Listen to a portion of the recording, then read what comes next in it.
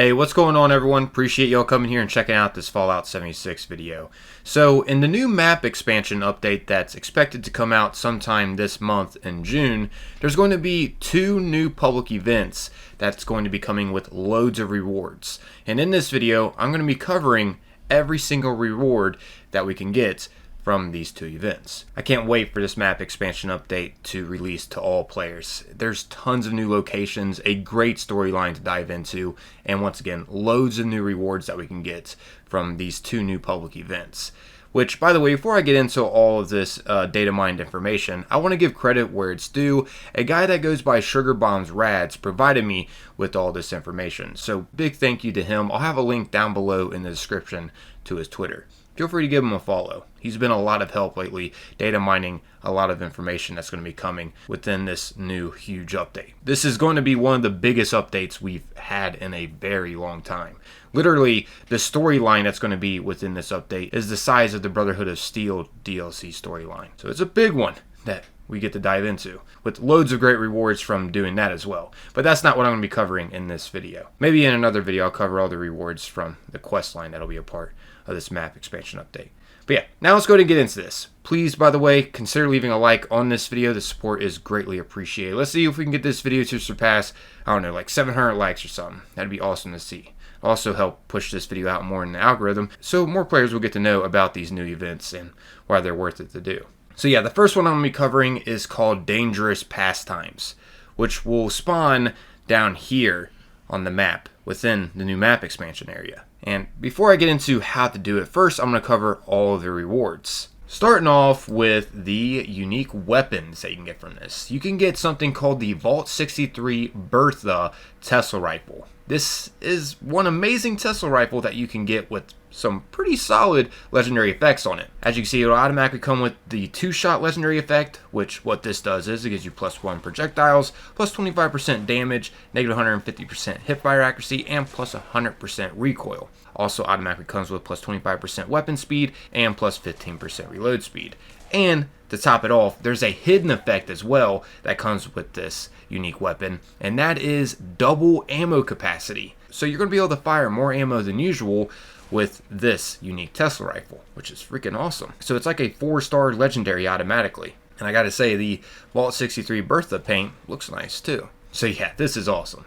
Anyways, you can also get a unique weapon called the Red Terror. This is a pretty nice light machine gun that you can get your hands on. The legendary effects that it'll automatically come with is the Furious legendary effect, which what this does is it gives you plus 5% damage after each consecutive hit on the same target, and it can go up to 45% extra damage. Also, the last round in the magazine has a 25% chance to deal 100% damage, and it comes with plus 15% reload speed. And to top it off, this also comes with double ammo capacity too, as a hidden effect, which once again is just freaking awesome. I'm glad Bethesda is like adding these hidden effects to these legendary weapons. So this is also like a 4-star legendary weapon as well that you can get from this Dangerous Pastimes event. Also, it comes with the Red Terror paint. Overall, it's not too bad of a heavy weapon to be playing with. And heck, even if you don't like it, you could always just display it at your camp too, because it does come with, you know, a unique paint job, which would stand out on a display rack at your camp. So would, you know, the Vault 63 Bertha paint job too on that Tesla rifle. Could look nice being displayed at your camp if you don't want to use it and you have something better that you like to use. But overall, I think these are pretty solid weapons to get your hands on. They got unique paint jobs, and the legendary effects on them are pretty good. Oh, and I don't know for sure because I've never got my hands on this variant of the Red Terror, but there seems like there's another paint job for the Red Terror. It's a green variant one. As you can see here, this was data mined that you can also get from this Dangerous Pastimes event. So just throwing it out there for some extra info. Anyways, now let's go ahead and get into the unique outfits that you can get from this event. You can get the Shenandoah t-shirts and slacks. As you can see here is what that'll look like. You can also get the Burnt Vault Lab Coat. And it seems like there's 2 different variants of this Burnt Vault Lab Coat. Here's one of them, and there's also this green one as well. Pretty cool. Anyways, there also seems to be unique armor sets as well from doing this. Starting off here with the light armor set. It's called the Vault 63 Armor Outfit. This is the light burnt armor outfit.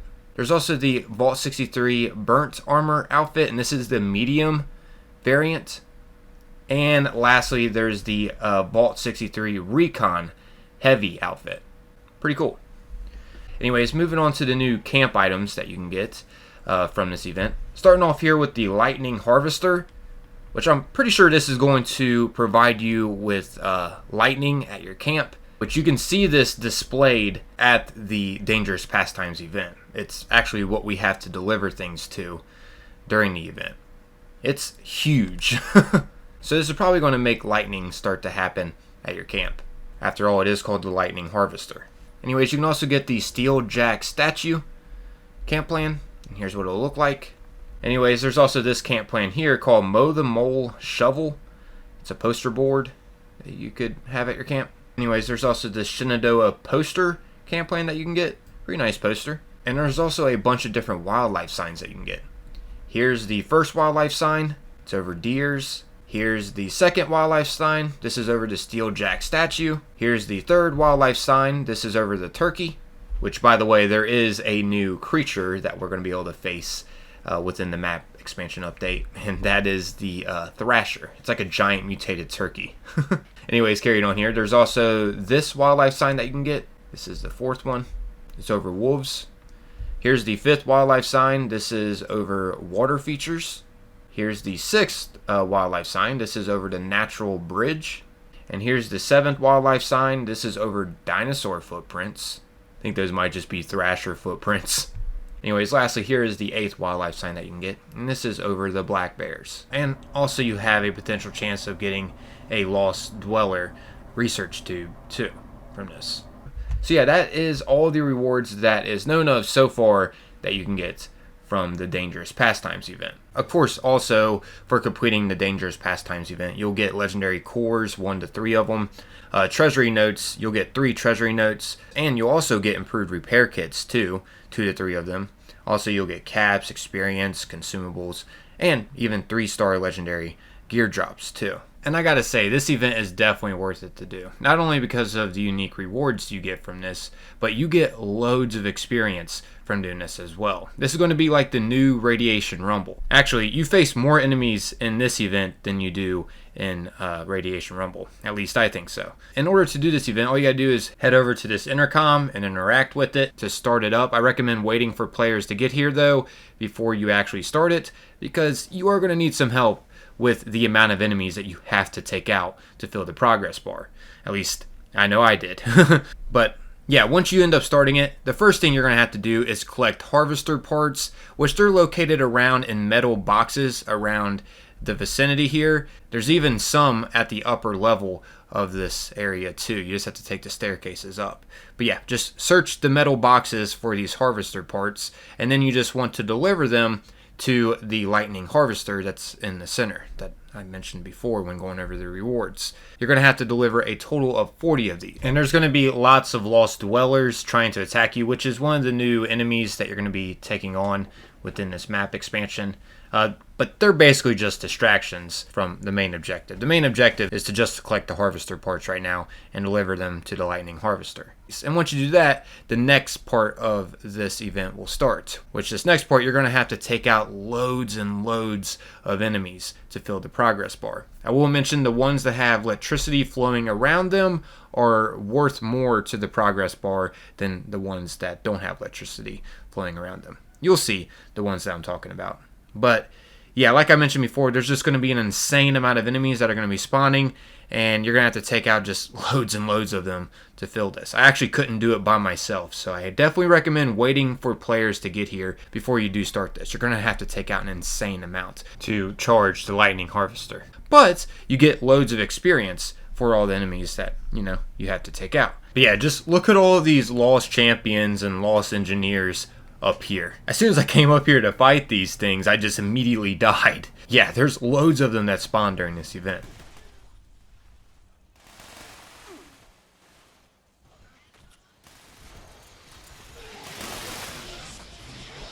But yeah, once you end up filling the progress bar, you'll then have to face this mini boss called the Thunder Crab, and it will be a guaranteed legendary too.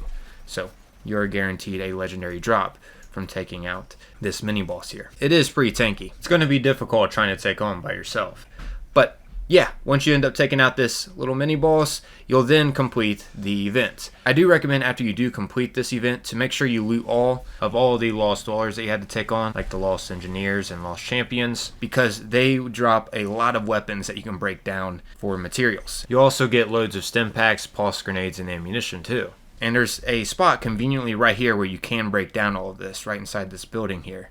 There's a weapons workbench that you can use to break down all of the weapons that you gather from these Lost Dwellers and Lost Champions. And conveniently, there's a stash box too in here too, where you can store all the junk that you get for scrapping down these weapons and stuff. Or of course, you can just pop a Fallout First tent somewhere nearby and put them in your scrap box if you have Fallout First. But if you don't, there's a stash box conveniently right here where you can store all the junk that you get from doing this. So yeah, it's definitely a really beneficial one to do. This is like the new and improved Radiation Rumble. There's just tons of enemies to take on to get loads of experience. Anyways, next up here, I'll be covering all of the rewards that we can get from the Neurological Warfare event, which this is the new event that'll appear once you nuke a specific location down in the map expansion area, which you'll have to nuke the Hawksbill weather station here.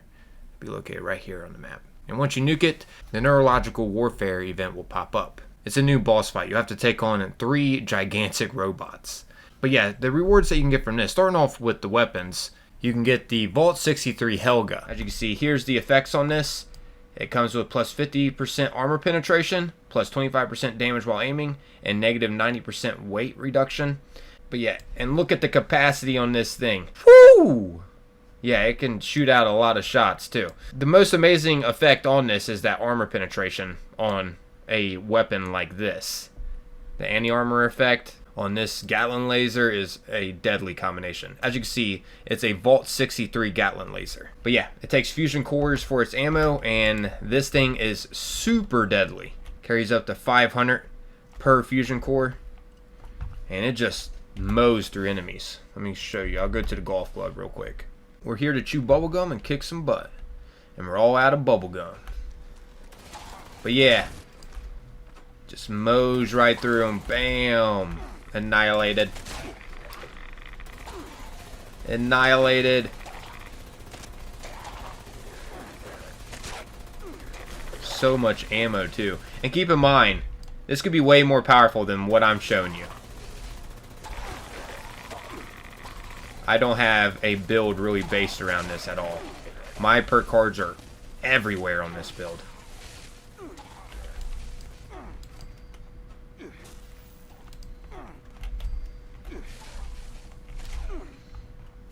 But yeah, that's a quick example over that.